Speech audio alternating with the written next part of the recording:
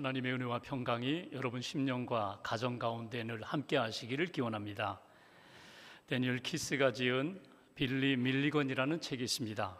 이 책은 세계 최초로 법원에서 다중인격 장애를 인정받은 빌리 밀리건의 일대기를 그린 책입니다. 빌리 밀리건은 1977년 미국 오하이오주 콜럼버스에서 3명의 여성을 납치하고 강간하여 체포되었습니다. 그런데 그는 법정에서 의외로 무죄 판결을 받고 감옥 대신에 교도소 대신에 정신병원에 수감됩니다. 그가 진단받은 병명이 다중인격 장애입니다. 요즘 현대 정신의학계에서 말하는 해리성 정체감 장애 진단을 받은 것입니다. 그를 맡은 변호사가 이 빌리에게 다중인격 장애가 있다는 것을 확인하고 전문가들의 도움을 받아서 법정에서 이 사람이 이런 증상이 있다는 것을 나타냈습니다. 그 안에 무려 24명의 인격을 가지고 있다는 것입니다. 그래서 책 부제처럼 24개의 인격을 가진 남자, 그런 사나이라는 그런 별명을 가지고 있습니다. 그 안에 있는 여러 가지 인격이 있는데 대표적으로 몇 가지를 소개하면 빌리라는 인격, 빌리는 핵심 인격으로 자신이 다중인격임을 알고 괴로워합니다. 심지어는 자살까지 시도합니다. 레이건이라는 인격은 거칠고 폭력적인 성향을 가지고 있습니다. 앨런이라는 인격은 사기꾼으로 탁월한 말솜씨를 가지고 타인들을 이렇게 유혹하기도 협성하기도 합니다. 이들은 한결같이 자신의 범죄에 대하여 철저히 부정합니다. 그런 일 없다는 것입니다. 그런 범행 행하지 않았다는 것입니다. 그런데 에이들라라는 인격이 등장하며 자신이 그 모든 것을 했다고 자신의 범행을 고백합니다. 그리고 이어서 선생이라는 인격이 등장하여 다른 여러 인격들을 통합하고 조종하는 기능을 담당하게 됩니다. 그래서 지금까지 이렇게 알려진 바 다중인격, 그것으로 인하여 이런 범죄를 저질렀다는 것입니다. 아시는 것처럼 다중인격 장애는 일종의 방어 기제입니다. 예를 들어 어렸을 때 아주 극심한 학대나 그런 괴로움이나 외로움, 폭행, 성폭행 같은 상처를 받았는데 이 충격을 제대로 처리하지 못했습니다. 치유받지 못했습니다.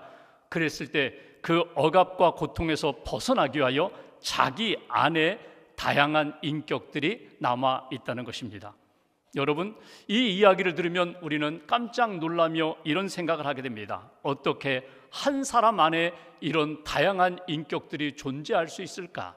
그것도 20가지가 넘는 인격이 한 사람 안에 존재할 수 있을까? 그런데 우리 자신을 한번 돌이켜 보십시오. 우리가 살아가면서 신앙생활하면서 내 자신 안에 하나의 인격으로 하나님 앞에 신앙생활도 하고 사람들을 만나고 가정과 일터에서 살아가는 것 같은데 어떤 때 보면 내 안에 2개의 자아가 충돌하는 것을 느낄 때가 있습니다. 선한 자아가 있는가 하면 악한 자아가 있습니다. 내게 주신 성령을 내가 의지하여 성령으로 살고자 하는 마음과 믿음이 있는가 하면 성령이 약해졌을 때 악한 영이 들어오고 어둠의 영이 들어와서 나를 어둠과 악의 길로 이끌어가는 것을 우리 자신이 경험할 때가 있다는 것입니다. 사도 바울이 로마서 7장에 고백한 대로 오호라 나는 곤고한 사람이라 누가 이 사망의 몸에서 나를 건져내랴. 내가 선을 행하고자 하는 마음이 있지만 도리어 악을 행하는 내 마음 너무나 힘들다는 것입니다. 이 갈등과 싸움으로 인하여 지쳤다는 것입니다. 누가 나를 이 사망의 몸에서 건져낼까? 솔직한 사도 바울의 고백을 성경을 통해서 읽어볼 수가 있습니다. 여러분 어떻습니까? 여러분의 내면의 삶은 어떻습니까? 여러분을 지금 누가 다스리고 있습니까? 무엇이 여러분들을 이끌어가고 있습니까? 오늘 성경에는 이방 땅에서 귀신 들린 한 사람 예수님 찾아가 고쳐주시는 말씀이 오늘 본문의 말씀입니다. 예수님이 치유하시는 그 사건을 통하여 오늘 다시 한번 주님의 말씀을 듣습니다. 주님의 질문을 받습니다. 그리고 주님의 말씀과 질문의 거울을 가지고 나 자신을 진단하고 내게 필요한 것, 내게 문제가 무엇인가 다시 한번 깨닫고 주님의 은혜를 받고 주의 회복하심을 경험하는 저와 여러분들 되시기를 주님의 이름으로 기원합니다. 본문 26절 말씀을 제가 봉독합니다. 그들이 예수님과 예수님의 제자들이 배를 타고 갈릴리 호수를 건너갑니다. 갈릴리 맞은편 거라사인의 땅에 이르러, 여러분 이 거라사라는 이 지역은 데가볼리라고도 그렇게 부르게 됩니다. 그러니까 갈릴리 호수 동편입니다. 요단강 동쪽입니다. 요단강 갈릴리 호수 서쪽은 유대인들, 이스라엘 백성들, 사마리아 사람들이 사는데 그 동편은 이방 사람들이 살고 있는 땅입니다. 예수님이 그 땅을 향하여 가셨다는 것입니다. 왜 가셨을까? 보통 예수님의 사역이 예루살렘이나 또는 갈릴리, 나사렛, 가버나움, 북쪽에 있는 갈릴리나 또는 사마리아 땅을 가시기도 하지만 이방 땅에는 잘 안 가시는데 왜 배를 타고 그 이방 땅에 가셨을까? 선교하기 위하여, 복음을 전하기 위하여, 특별히 오늘 그 거라사 지방에 있는 한 사람, 귀신 들려 힘들고 고통 가운데 있는 그 사람을 치유하고 회복시키기 위하여 배를 타고 제자들과 함께 거라사 지방에 가셨다는 것입니다.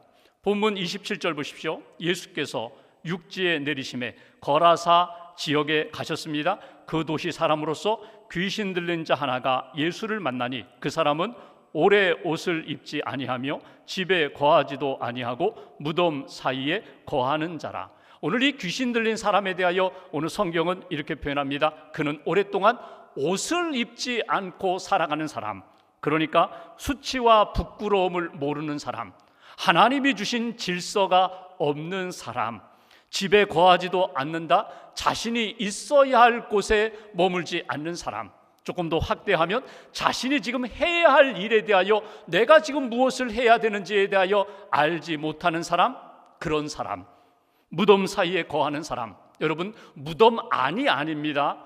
무덤과 무덤 사이에, 죽지는 않았지만 죽음과 죽음, 죽음의 그림자 사이에, 죽음의 그 어두운 그림자 사이에 머물고 있는 사람, 이 사람이 귀신 들린 사람이라고 성경은 말씀하고 있습니다. 옷도 입지 않고 집에 살지도 않고 무덤 사이에 머물면서 사람들을 힘들게 하고 괴롭히는 사람, 그 사람이 오늘 귀신 들린 사람입니다. 예수님이 다가가셨습니다. 28절에 보면 그가 엎드려 큰 소리로 하나님의 아들 예수여, 당신이 나와 무슨 상관이 있습니까? 나를 괴롭게 하지 말아달라고. 29절에 예수님이 그 사람을 향하여, 귀신을 향하여 말씀하십니다. 그 사람에게서 나오라고, 그 사람에게서 나오라고.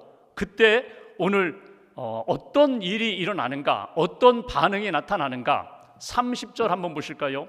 30절 한 절 함께 봉독합니다. 예수께서 내 이름이 무엇이냐 물으신즉 이르되 군대라 하니 이는 많은 귀신이 들렸음이라. 아멘. 예수님이 말씀을 하세요. 특별히 오늘 본문 제목과 같이 내 이름이 무엇이냐, 오늘 그 사람을 향하여, 그 귀신을 향하여 예수님이 질문을 던지십니다. 내 이름이 무엇이냐? 그가 이야기합니다. 군대입니다. 여기 군대라는 말이 헬라어로 레기온입니다. 레기온이라는 말은 군단이라는 말입니다. 로마 군대의 군단 6,000명의 부대를 이 군단, 부대라고 이야기합니다. 우리가 그 군대입니다. 수천 명의 그 군인들처럼 내가 수천 여러 귀신들, 수백의 귀신들이 이 사람을 묶고 결박하여 자유도 없고 평안도 없고 기쁨도 없는 그런 인생, 묶여 사는 인생이라고 자신을 이렇게 표현한 것을 우리가 보게 됩니다. 내 이름이 무엇이냐? 군대입니다. 눌려 있습니다. 묶여 있습니다. 자유와 평안이 없는 상태입니다. 이 고백을 통하여 우리에게 주시는 첫 번째 메시지가 있습니다. 오늘 동일하게 예수님이 우리에게 질문하십니다. 내 이름이 무엇이냐? 너의 지금 영적 상태가 무엇이냐? 너의 삶의 상태가 무엇이냐? 오늘 이 예수님의 질문 앞에 대답하는 모습을 보면서 예수님은 우리의 상태를 이렇게 드러내신다는 것입니다. 이미 알고 계십니다. 우리가 영적으로, 육신적으로 사람들과의 관계 속에서 어떤 상태인지를 다 알고 계시는 주님이 내 이름이 무엇이냐 이렇게 질문하면서 너 자신이 지금 어떤 상태인지를 깨달으라는 것입니다. 드러내어 알게 해주시는, 너의 지금 진실이 무엇인지, 너의 지금 속 마음의 상태가 무엇인지를 밝히 알라. 이것이 주시는 메시지입니다. 그 많은 귀신에 묶여 살고 있는 이 사람에게 내 이름이 무엇이냐? 군대입니다. 내가 감당할 수 없는 어둠의 세력에 눌리고 묶여서 지금 이렇게 자유와 평안이 없습니다. 고백한 것처럼 우리의 영적 상태, 우리의 심적인 상태, 우리의 육신의 상태를 그대로 드러내어 내가 지금 어떤 상태인지 알기를 원하신다는 것입니다. 여러분, 귀신은 어떤 존재입니까? 귀신은 한 사람, 그 사람의 인격, 그 사람의 영혼을 망가뜨리는 세력이 귀신입니다. 귀신 들렸다고 이야기할 때 그것은 귀신에 붙들렸다, 귀신의 소유가 되었다, 귀신에 붙들려 끌려가는 그런 상태를 귀신 들렸다고 그렇게 표현합니다. 그러니까 하나님이 주신 형상 잃어버리고 하나님이 주신 은혜와 평안 깨어뜨리고 오늘 그렇게 불안과 두려움 가운데 인생이, 그 영혼이 무너지고 망가지고 질서를 그렇게 상실한 그런 상태가 귀신 들린 상태입니다. 여러분, 귀신의 존재에 대하여 여러분 어떻게 생각하십니까? 나는 귀신을 믿습니다. 귀신의 존재를 믿습니다. 아닙니다. 저는 귀신을 믿지 않습니다. 귀신이 어디 있습니까? 21세기를 살아가는 이 땅에, 과학 문명이 발달한 이 땅에 귀신이 어디 있습니까? 귀신의 존재를 믿지 않는 그런 사람, 반대로 귀신을 믿는데 여러분 너무 믿어요. 그래서 모든 하는 것마다 다 귀신과 연결시켜요. 밥 먹을 때도 귀신과 먹는다고 생각하고, 사람들을 만날 때에도 저 사람 만나니까 귀신이 올마 붙었다, 이런 생각을 하고, 병원에 가도 아파도 모든 것 귀신과 연결시키니까 나중에 점점 불안해집니다. 두렵습니다. 그래서 평안이 없습니다. 자유가 없습니다. 이런 인생이 있습니다. 성경을 보시면 예수님은 귀신의 존재, 마귀, 사단의 존재, 어둠의 영의 존재에 대하여 분명히 말씀하십니다. 질병을 고치실 때에도 귀신을 내쫓으시면서 그의 몸과 마음과 영혼을 치유하시는 것을 보게 됩니다. 베드로도 마찬가지고 바울도 마찬가지입니다. 어둠의 세력이, 귀신이, 사단이 끊임없이 우리를 삼킬 사자처럼 그렇게 우리 주위에서 위협을 하는데, 너희가 하나님의 형상을 입은 믿음의 사람이라는 것, 말씀을 받고 성령을 의지하여 살아가는 존재라는 것을 잊어버리지 말아라. 여러분, 여기서 우리가 한 가지 조심해야 할 것이 있습니다. 귀신 들린 것과 정신질환자를 분명히 구분해야 합니다. 어떤 경우에는 같이 오기도 합니다. 정신 질환자가 귀신에 묶여서 살고, 귀신에 묶인 자가 정신 질환을 앓고 힘들어할 경우도 있습니다. 그러나 모든 정신 질환자들이 귀신 들렸다? 여러분, 그렇진 않습니다. 그래서 전문의를 만나서 진단도 받고 처방도 받고 그리고 치료도 받아야 할 필요가 있다는 것입니다. 오늘 예수님이 내 이름이 무엇이냐? 오늘 그 사람에게 질문하셨는데 오늘 우리들에게도 똑같이 질문을 하십니다. 예배드리며 나에게 예수님이 내 이름이 무엇이냐, 너의 관심사가 무엇이냐, 너를 묶고 있는 것이 무엇이냐, 너를 끌고 가고 있는 것이 무엇이냐. 겉으로 볼 때는 전혀 문제 없습니다. 평온합니다. 행복해 보입니다. 건강해 보입니다. 그런데 겉으로는 웃고 있지만 속으로 울고 있습니다. 겉으로는 평온해 보이지만 속으로는 불안과 두려움에 묶여 있습니다. 신앙생활하면서 죄와 또 내 안에 있는 죄책감, 죄의 습관, 마음의 염려, 두려움, 그리고 미움과 갈등, 이것이 나를 꼭 붙들어서 묶어서 나로 하여금 자유가 없고 평안이 없는 삶을 살게 된다는 것입니다. 꾸미는 것이 아니라 하나님 앞에, 주님 앞에 정직하게 표현할 필요가 있습니다. 주님, 제 모습은 이렇습니다. 제 마음의 상태는 이렇습니다. 제 영적인 상태는 이렇습니다. 다듬지 않은 돌로 단을 쌓으라고 말씀하신 것처럼 솔직하게 주님 앞에 내어놓을 필요가 있습니다. 내어놓을 때에 나의 영적 상태를 하나님 앞에서 내어놓을 때 주님의 은혜와 치유함을 받게 된다는 것입니다. 오늘 예수님이 내 이름이 무엇이냐, 귀신 들린 사람에게 그렇게 물은 것은 그에게 수치와 부끄러움을 안겨주기 위해서가 아닙니다. 치료하기 위해서입니다. 회복시켜 주시기 위해서입니다. 너의 상태를 정직하게 고백할 때 내가 풀어주리라, 내가 끊어주리라, 내가 붙들고 회복시켜주리라. 이것이 주님의 마음, 주님의 사랑, 주님의 은혜입니다. 나는 오늘 무엇에 붙들려 있는가, 무엇에 지배를 받고 있는가, 다시 한번 정직하게 살펴보시고 주님 앞에 고백할 수 있는 저와 여러분 되시기를 주님의 이름으로 기원합니다. 두 번째로 31절 보실까요? 제가 봉독합니다. 무적행으로 들어가라 하지 마시기를 간구하더니, 오늘 귀신들에게 오늘 내 이름이 무엇이냐 하고 예수님이 심판하시면서 쫓으려고 하자 그 귀신들이 하는 이야기가 무저갱으로만 가지 않게 해달라고. 무저갱이라는 것이 무엇입니까? 바닥이 없는 깊은 수렁, 깊은 갱도를 말하는 거예요. 요한계시록에 보면은요, 모든 어둠의 영들이 마지막에 주의 심판을 받아 가는 곳, 감옥입니다. 바닥이 없는 깊은 그 감옥, 지옥으로 가는 것입니다. 그런데 오늘 귀신들이 이야기합니다. 우리로 하여금 무저갱으로 가지 않게 해달라고. 32절을 보시면 옆에 있는 돼지떼들을 바라보면서 저 돼지떼들에게 들어가게 해달라고. 그러자 예수님이 그 귀신들을 돼지떼로 몰아넣습니다. 그리고 성경을 읽어보시면 그 많은 돼지떼들이 비탈길을 달려서 호수, 갈릴리 호수에 다 빠져서 몰사하는 그런 장면을 보게 됩니다. 이 모든 것을 주변 사람들이 다 보았습니다. 그리고 그들의 반응은 어떤가? 35절 말씀 한 절 함께 봉독합니다. 사람들이 그 이루어진 일을 보러 나와서 예수께 이르러 귀신 나간 사람이 옷을 입고 정신이 온전하여 예수의 발치에 앉아 있는 것을 보고 두려워하거늘. 이 모든 것을 다 보았습니다. 자기들의 힘으로는 감당하지 못했습니다. 자기들의 힘으로는, 자기들의 지식과 경험으로는 귀신 들린 사람을 온전함으로 이끌지 못했습니다. 그런데 예수님이 오셔서 말씀하시면서 그분의 영적 권세로 그 군대 귀신을 다 몰아냈습니다. 군대 귀신들이 돼지 속에 들어가서 모두 몰사했습니다. 이 모든 것을 보면서 이분은 누구인가?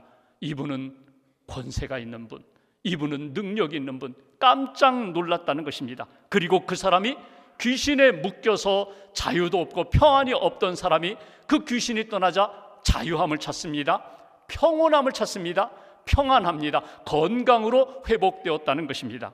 여기 귀신 들린 사람을 고쳐주시는 이 장면을 통하여 우리에게 주시는 두 번째 메시지가 있습니다. 예수님은 2000년 전 귀신 들린 사람을 고쳐주셨을 뿐만 아니라 그의 결박을 끊어주셨을 뿐만 아니라 오늘 우리들의 결박도 풀어주시는 분, 끊어주시는 분, 자유와 평안을 회복시켜 주시는 능력의 주님, 생명의 주님이라는 것을 오늘 말씀을 통하여 우리가 깨닫게 됩니다. 귀신들은 눈에 보이지 않습니다. 그런데 배후에서 우리의 삶을, 우리의 생각을, 우리의 마음을 조종하고 있습니다. 그리고 어둠을 향하여 그 방향으로 우리를 인도합니다. 평안도 자유도 기쁨도 없는 어둠의 수렁으로 몰아가는 것이 귀신의 역사라면 주님은 빛으로 인도하십니다. 생명으로 인도하십니다. 우리로 하여금 하나님의 백성으로 회복시켜 주셔서 하나님의 은혜 가운데 죄의 문제, 어둠의 문제, 이 세상의 모든 갈등의 문제를 끊어주시는 능력의 주님, 생명의 주님이라는 것입니다. 예수님이 귀신 들린 자를 고쳐주셨습니다. 치료하시는 주님. 오늘 성경 말씀을 보십시오. 여러분, 그 사람이 어떻게 변했어요? 옷을 입어요. 오늘 35절 있는 말씀처럼 옷을 입어요. 옷을 입었다는 것은 무엇입니까? 수치와 부끄러움이 무엇인지에 대하여 알게 되었다는 것입니다. 정신이 온전해졌어요. 마음과 생각이 치유되고 회복되었습니다. 예수님 발 앞에 앉았어요. 중심이 바뀌었어요. 삶의 중심이 바뀌었어요. 삶의 방향이 바뀌었어요. 예수님 앞에, 예수님 함께, 예수님이 내 안에 계시면 모든 어둠의 영들은 떠나가고 모든 귀신과 악한 영의 역사는 끊어지고 주님이 주시는 참된 평안을 얻게 된다. 이것이 주님의 능력의 역사예요. 오늘 이미 말씀하신 것처럼 그 거라사 지방에 처음 도착하셔서 그 사람에게서 나오라, 귀신에게 명했어요. 귀신이 두려워 떨고 귀신이 우리가 그러면 돼지떼에게 들어가기로 합니다. 이렇게 말하는 것을 우리가 보게 됩니다. 귀신의 역사와 예수님의 역사가 만나면 당연히 예수님의 역사가 승리하죠.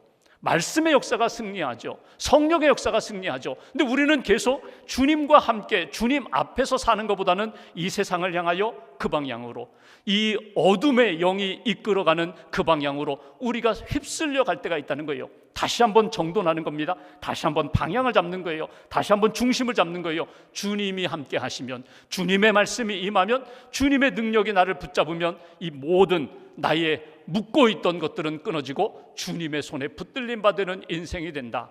예수님이 가시는 곳마다 어떤 역사가 나타나요? 마태복음 9장 35절, 예수님은 어떤 마을, 어떤 도시에 가시든지 그곳에서 가르치시고 전파하시고 고치셨다. 누구든지 예수 그리스도의 말씀과 가르침과 은혜와 능력의 역사로 회복되었다는 거예요. 오늘 이 예수님의 역사는 거슬러 올라가면 출애굽기에 나오는 하나님의 치유의 역사 변함이 없습니다. 구약에서 신약에서 오늘에 이르기까지 하나님의 구원과 치유의 역사. 여러분, 광야에서 물이 없다고 원망하는 그들을 향하여 출애굽기 15장 26절, 나는 너희를 치료하는 여호와다. 여호와 라파의 하나님, 쓴 물을 단물로 바꾸시고 조금 더 지나가니까 엘림의 오아시스를 준비하시며 나는 너희를 치료하는 여호와다. 내 영혼의 갈급함을 채워주는 여호와다.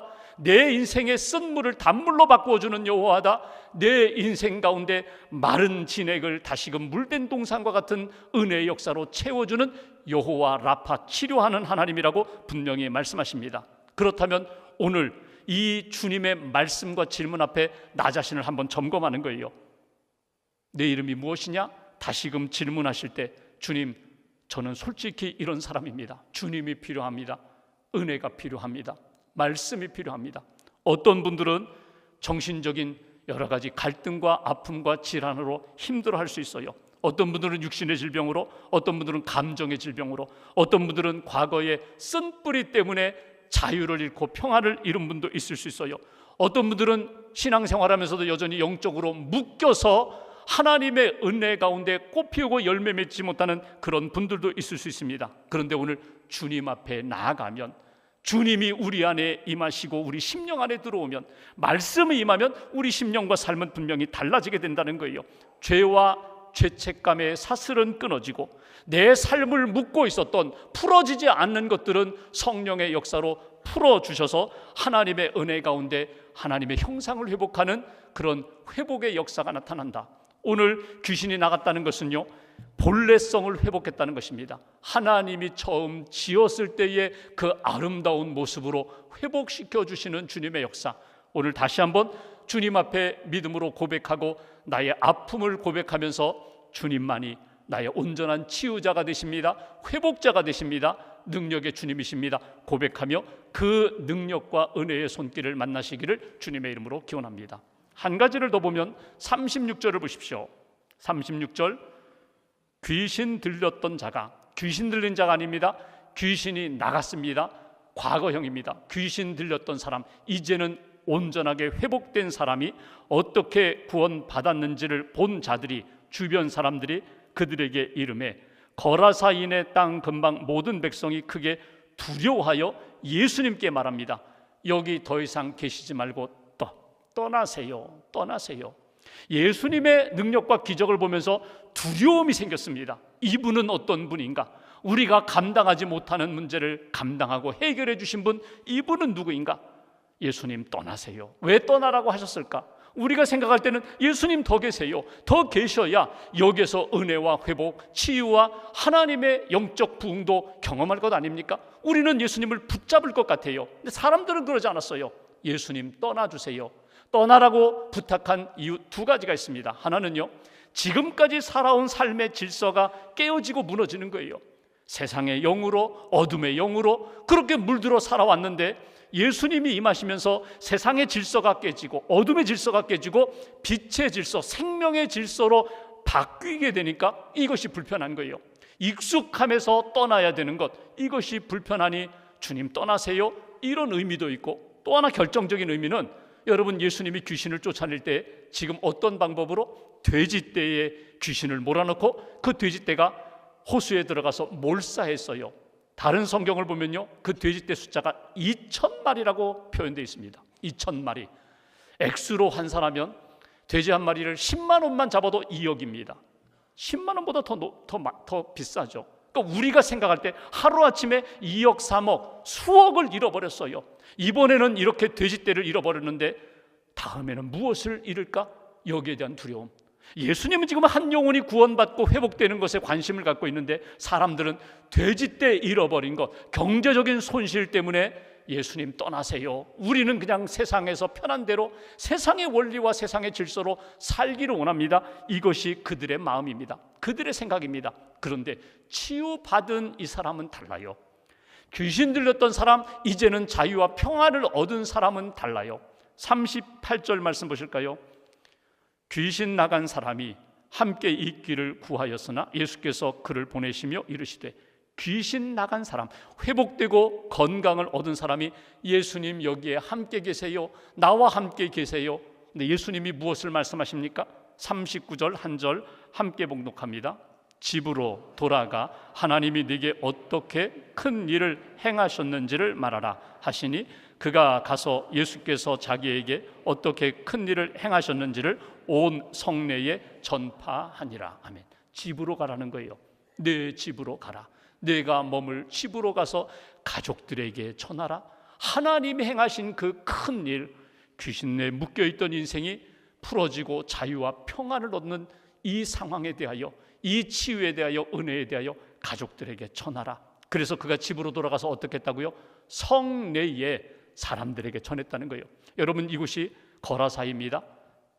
지역으로 보면 데가볼리예요. 데가볼리는 테카볼리, 10개의 마을이 있는 큰 지역입니다. 성마다 돌아다니면서 예수가 고쳐주었다. 하나님의 아들 예수가 구세주로 와 내 인생을 바꾸었다. 내 주인을 바꾸었다. 예수가 내 영혼을 구원했다라고 그렇게 증거하는 인생으로 바뀌었다는 것입니다. 여기 세 번째 우리에게 주시는 메시지가 있어요.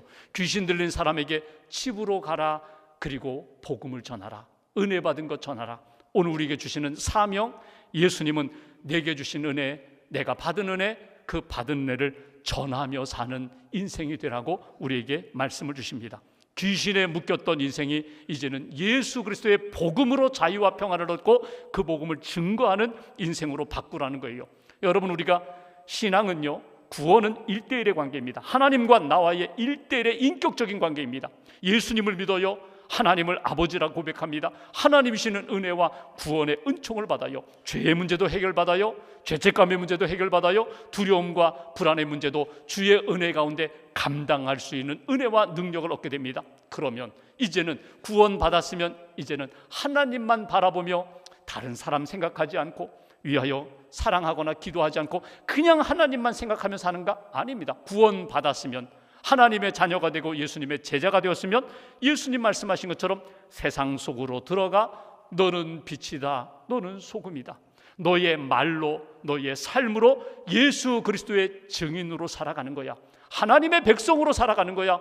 빛된 삶으로 하나님의 은혜를 증거하는 거야. 이것이 주시는 메시지예요. 여러분, 오늘 성경에 보면은요, 이 사람의 이름이 기록되어 있잖아요. 내 이름이 무엇이냐? 저는 군대 귀신 들렸던 자입니다. 이제는 그 귀신이 나가고 이제는 은혜 받은 자, 사명 받은 자예요. 그것이 이 사람의 이름이에요. 오늘 예수님이 동일하게 저와 여러분들에게 질문하십니다. 내 이름이 무엇이냐? 여러분, 무엇으로 답하시겠습니까?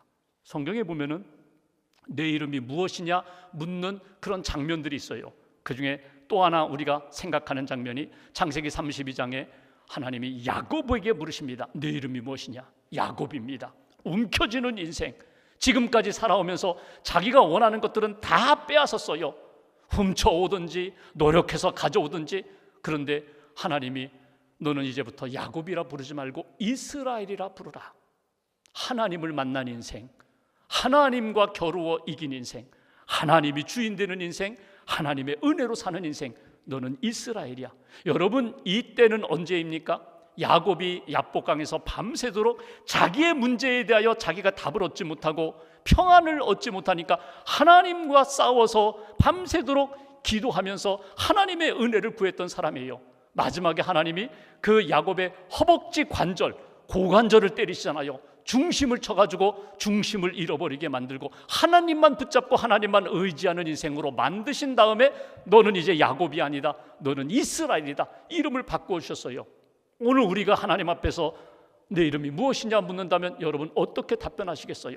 정직하게 하나님 앞에 저는 욕심쟁이입니다, 저는 두려움꾼입니다, 저는 늘 불안합니다, 저는 늘 어둡습니다, 저는 늘 근심이 많습니다. 여러분 이렇게 답변하시겠어요? 아닙니다.